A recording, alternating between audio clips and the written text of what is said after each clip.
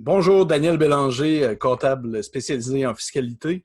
Donc, ce matin, ce que je voulais vous parler, c'était du nouveau programme, en fait, que le gouvernement du Québec a décidé de mettre en place pour conserver les emplois dans les entreprises, dans les PME. Alors, c'est le programme qui s'appelle le programme d'action concerté pour le maintien en emploi. C'est un programme simplement qui a été mis en place pour qu'on soit capable de garder la main-d'œuvre dans les entreprises et venir compléter aussi l'offre du gouvernement fédéral.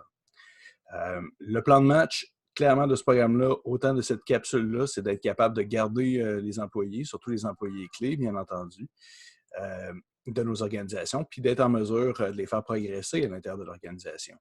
Présentement, on a un temps d'arrêt, on a le temps pour être capable de former nos gens. Donc, je pense que ce serait intéressant de pouvoir prendre ce temps d'arrêt-là pour être capable de progresser, puis d'être capable de faire progresser les gens de notre organisation également. Donc, je vais vous parler de ce programme d'action concertée. Là, tout simplement avec le document qui m'a été transmis par les centres locaux d'emploi. Sachez que c'est eux qui vont, pour chacune de vos régions, vous contactez votre centre local d'emploi de chacune de vos régions. Ça va être eux qui vont s'occuper du dossier par rapport à ça. Donc, ils vont vous aider pour monter ce que vous avez besoin de monter. Puis également, ils vont vous aider également à voir si vous êtes en mesure de vous qualifier dans un premier temps. Chose importante à noter, c'est que ce n'est pas uniquement les gens qui sont accrédités ou qui sont des formateurs agréés qui peuvent offrir des formations qui sont admissibles à ce programme-là. Chose qui est très intéressante, deux employés vont pouvoir se former eux-mêmes sur différentes machines, mais bien entendu, il faut qu'il y ait un certain encadrement, il faut qu'il y ait un programme également qui va en arrière de ça, un programme de formation à l'interne. Ça, c'est très important, c'est la notion de base, parce qu'évidemment que le gouvernement ne voudra pas payer n'importe quoi, ce qui est quand même logique. Il faut qu'il y ait une certaine démarche en arrière de ce programme-là. Et puis, je vous donne un exemple. Je parlais de machines. Je vous donne un exemple plus concret.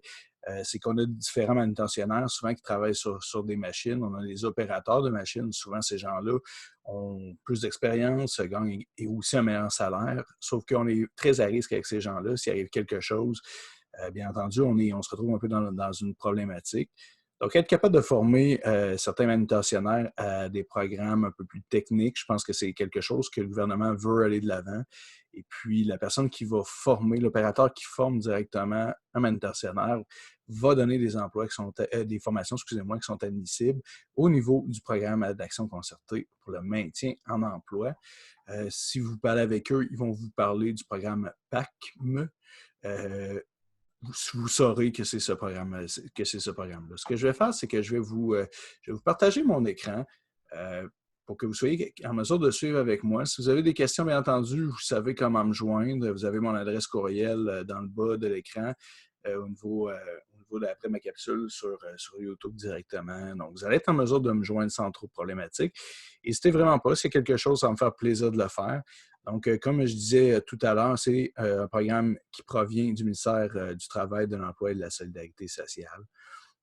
C'est le programme, comme je vous disais, PACME, comme je vous disais tantôt.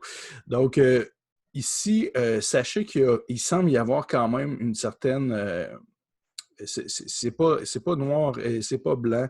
Malheureusement, ce programme-là, c'est pas du tout comme ce qui est au niveau de l'ARC. L'ARC est excessivement catégorique dans ses choix d'entreprise. Au niveau de Québec, on laisse beaucoup plus de place à l'interprétation. Donc, oui, il peut y avoir certaines. Il y a une côté qui est pas très, très, ça, on peut dire, cartésien, là, mais le terme m'échappe malheureusement, mais en bout de ligne, il peut y avoir un peu d'interprétation du fonctionnaire. Donc, il y a une possibilité de mal comprendre les programmes. Donc, n'hésitez vraiment pas à les accompagner là-dedans dans leur compréhension. C'est la meilleure chose à faire de ce côté-là. On a un programme qui est de 100 millions maximum pour 2020-2021.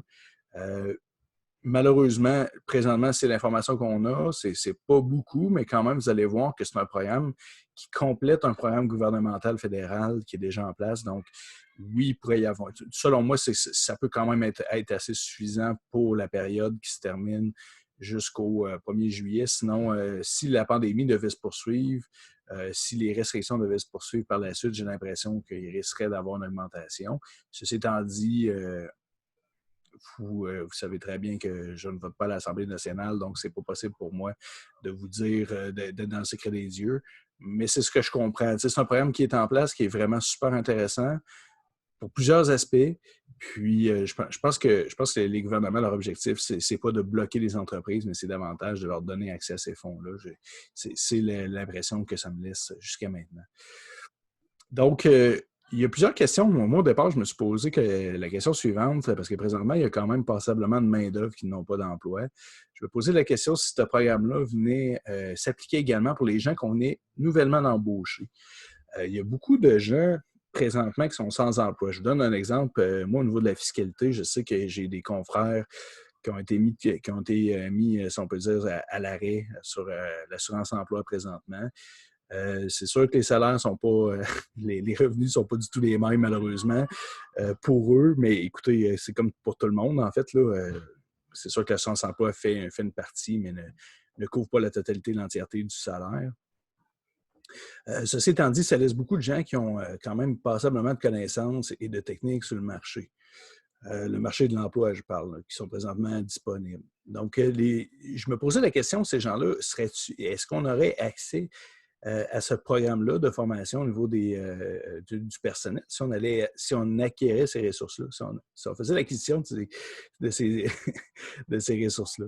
Donc, la réponse semble être oui dans ce cas-ci. Alors, je trouve ça vraiment très intéressant. Non seulement on peut maintenir les emplois qui sont en place, on peut également bien se positionner pour la relance par la suite. Donc, je pense que c'était un des buts également qui était mis en place par le gouvernement du Québec, c'était de bien placer les entreprises à la relance. Donc, ça, c'est bien. Ça peut être des gestionnaires, ça peut être des superviseurs, peu importe. Le personnel visé, c'est quand même assez large. Excusez-moi. Donc, les entreprises visées, c'est ceux qui sont touchés par la COVID-19. Nommez-moi une entreprise qui n'est pas touchée au niveau de la COVID-19. Il y a peut-être les entreprises de masques et d'antiseptiques. Sinon, je vous dirais que toutes les entreprises ont besoin présentement de se remodeler un modèle d'affaires, être capable de faire des transitions. Donc, c'est ces entreprises-là qui ont besoin d'être accompagnées.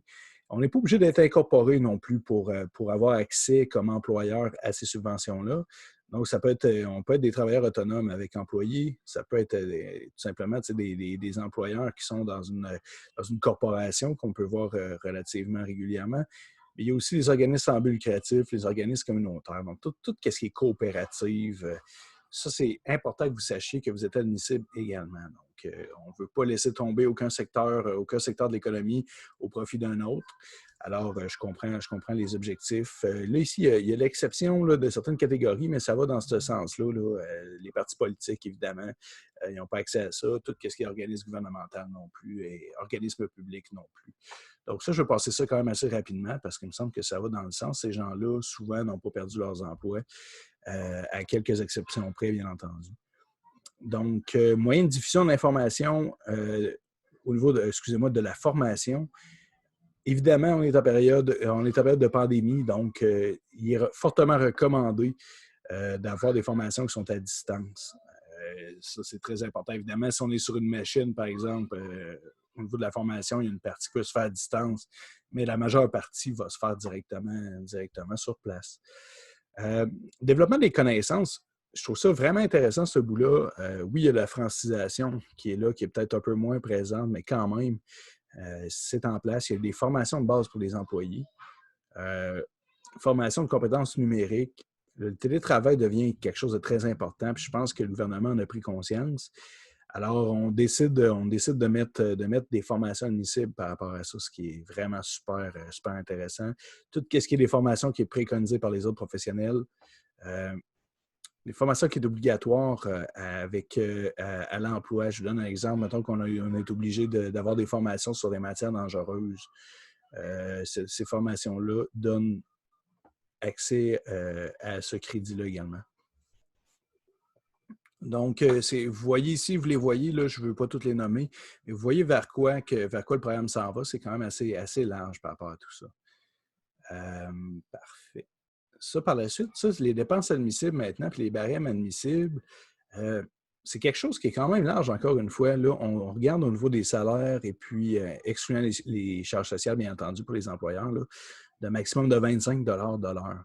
Donc, ça ne veut pas dire que si un employé gagne 26 de l'heure, que lui se disqualifie automatiquement. Ce n'est pas ça que ça veut dire du tout.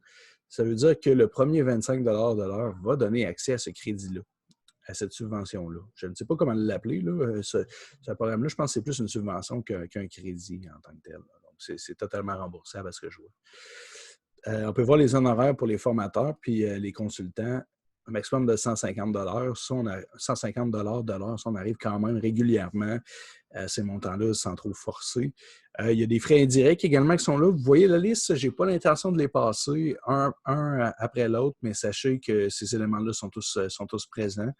Et puis, si vous avez des questions, comme je vous dis, soyez très... appelez-moi ou faites-en... Simplement, joignez-moi ou appelez directement à votre centre local d'emploi, ça va me faire plaisir. Et ça va leur faire plaisir également de vous donner l'information. Dans un premier temps, ce programme-là se veut un programme qui est complémentaire. Qu'est-ce que ça veut dire, ça? Ça veut dire qu'on va chercher l'aide fédérale en premier et par la suite, le gouvernement du Québec, par le ministère de l'Emploi et de la Solidarité sociale, va venir combler du 75 % admissible de subvention aux fameux 100 % si on va au niveau de la formation. Donc, on peut couvrir jusqu'à 100 % des dépenses si on va chercher 100 000 et moins de dépenses de formation dans le courant de l'année. C'est un montant qui est assez substantiel. Puis c'est un montant qui permet pour surtout pour les PME d'aller chercher, de former certaines personnes, puis d'en faire des personnes qui vont devenir clés dans l'entreprise pour les prochaines années. Donc, il y a différents programmes, évidemment, comme on parlait. Au départ, il y a le 75 %, donc tout ce qui a rapport avec les subventions fédérales. Il y a aussi la subvention salariale temporaire de 10 % également qui était en place. Donc, c'est soit 25 % pour venir combler le 75 % qui était admissible, ou le 90 % de la masse salariale si c'était uniquement 10 % qui était admissible au niveau de la subvention salariale d'urgence. Le troisième point, si les travailleurs puis le salaire des travailleurs n'étaient pas admissibles au niveau du programme de subvention salariale temporaire, on serait capable de venir chercher un montant allant jusqu'à 100 % de ces dépenses-là. Écoutez, là, présentement, je ne peux pas vous dire que j'en ai vu parce que le programme est neuf. Alors, je n'ai pas malheureusement fait de demande. On a fait une demande pour notre entreprise, mais c'est tout jusqu'à maintenant. La durée du programme, c'est rétroactif jusqu'au 15 mars. Puis les projets, il faut qu'ils soient acceptés au plus tard le 30 septembre. Ça, c'est bien important. Sauf que l'enveloppe risque d'être épuisée, selon moi, avant le 30 septembre. Donc, n'hésitez pas à aller de l'avant immédiatement, puis vous servir de ce programme-là immédiatement si c'est possible. Parfait. Ici, il y a un autre programme un peu plus collectif là, que je ne veux pas nécessairement aller de l'avant.